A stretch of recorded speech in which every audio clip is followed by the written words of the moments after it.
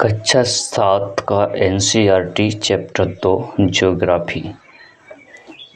हमारी पृथ्वी के अंदर हमारी पृथ्वी एक गतिशील ग्रह है। इसके अंदर एवं बाहर निरंतर परिवर्तन होता रहता है। क्या आपको कभी आपने कभी सोचा है कि पृथ्वी के आंतरिक भाग में क्या है? पृथ्वी किन पदार्थों से बनी है? पृथ्वी के आंतरिक भाग एक प्याज की तरह पृथ्वी भी एक के ऊपर एक संकेंद्रित परतों से बनी है। पृथ्वी की सतह की सबसे ऊपरी परत को पर्पटी कहते हैं। यह सबसे पतली होती है। यह महाद्वीपीय संहिता में 35 किलोमीटर एवं समुद्री सतह में केवल 5 किलोमीटर तक है। महाद्वीपीय संहिता मुख्य रूप से सिलिका और एल्यूमीनियम जैसे खनिजों से बनी है। इसीलिए इसे सियाल मतलब सिलिका तथा एल मतलब एल्यूमीनियम कहा जाता है। महासागर की पर्पटी मुख्यतः सिलिका और मैग्नीशियम की बनी होती है। इसीलिए इसे सीमे मतलब सिलिका और एम मतलब मैग्नीशियम कहा जाता है। पर्पटी के ठीक नीचे मेंटल होता है जो 2900 किलोमीटर की गहराई तक फैला होता है। इसकी सबसे आंतरिक परत क्रोड है जिसकी त्रिज्या लगभग 3500 किलोमीटर है। यह मुख्यतः निकेल और लोहे की बनी होती है तथा इसे नी फॉर निकेल और फे फॉर फेरस कहा जाता है।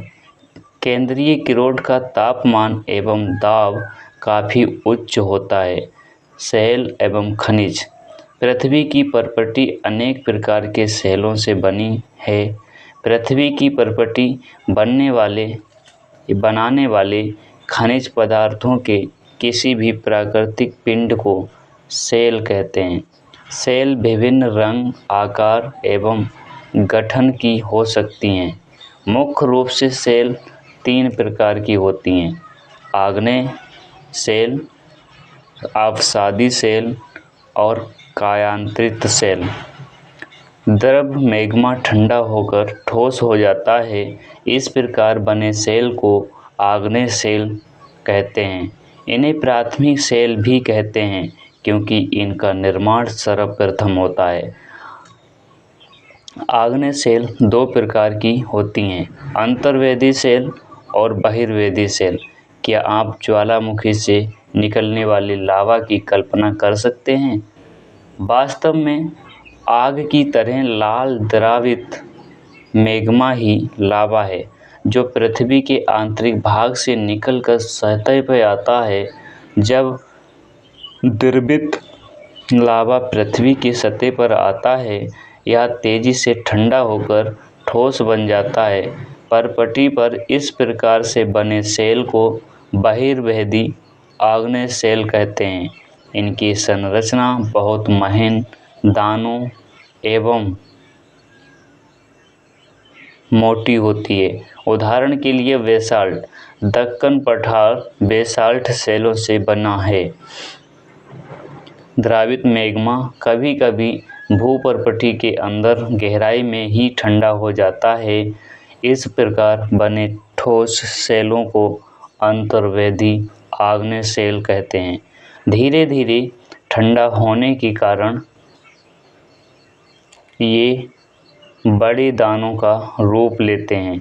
ग्रेनाइट ऐसे ही शैल का एक उदाहरण है। लेई मसालों तथा दानों का चूर्ण बनाने के लिए जिन अपकर्षण पदार्थों का उपयोग होता है वे ग्रेनाइट के बने होते हैं। शैल लुढ़काकर, चढ़ाकर तथा एक दूसरे से टकराकर छोटे छोटे टुकड़ों में टूट जाती है। इन कणों को अवसाद कहते हैं। ये अवसाद हवा, जल तथा बर्फ के द्वारा एक स्थान से दूसरे स्थान पर पहुंचकर जमा कर दिए जाते हैं। ये दृढ़ अवसाद दबाकर या दबकर एवं ठोस होकर सेलों की परत बनते हैं।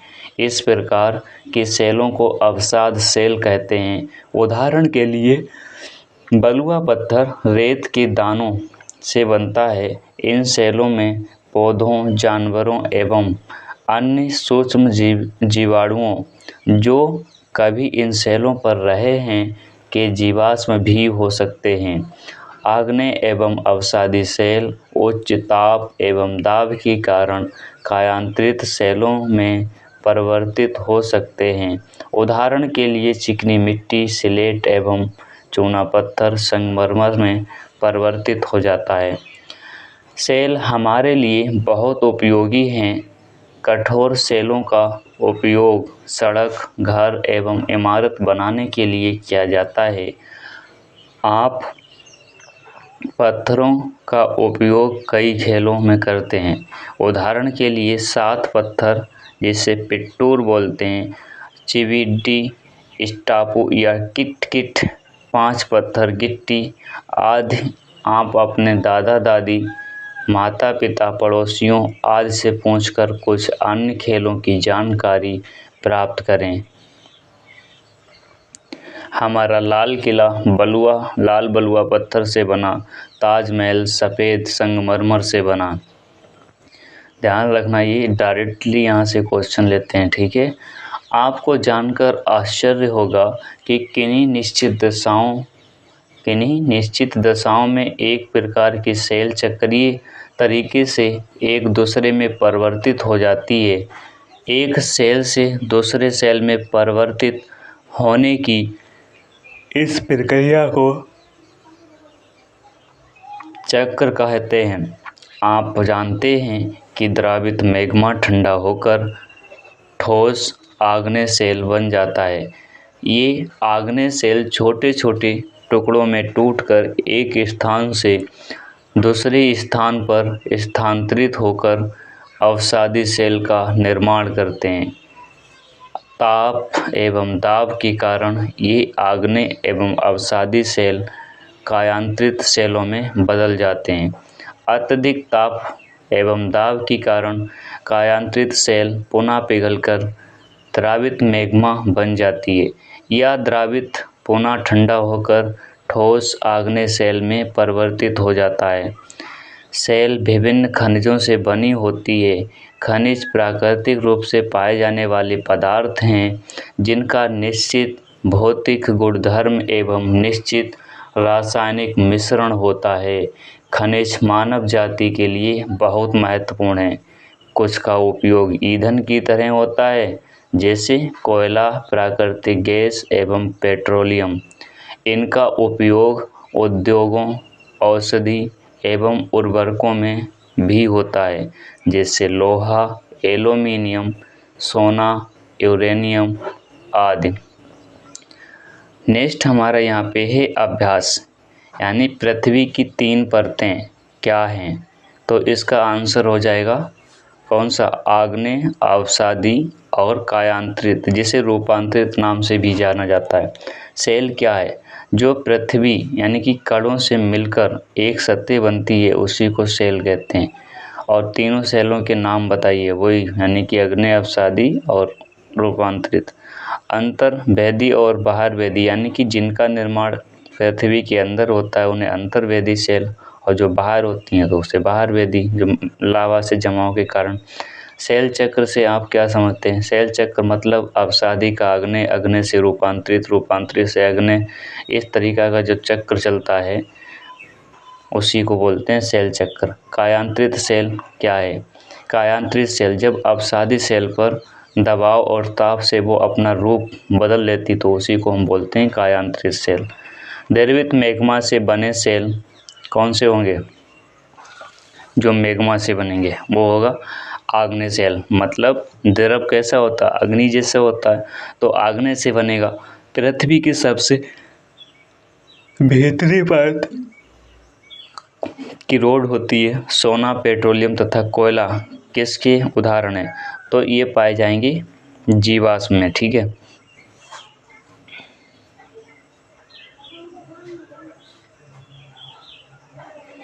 सोना और पेट्रोलियम कोयला एक खनिज में जाएंगे। सेल जिसमें जीवाश्म होते हैं उसे बोलेंगे अवसादी। पृथ्वी की सबसे पतली परत कौन सी है? तो वो पर्पटी, यानी कि हमारा ऊपरी भाग जो है वो सबसे पतला है। धन्यवाद। हमारा दूसरा लेक्चर भी यहीं पे समाप्त होता है। आगे मिलेंगे अगले नेक्स्ट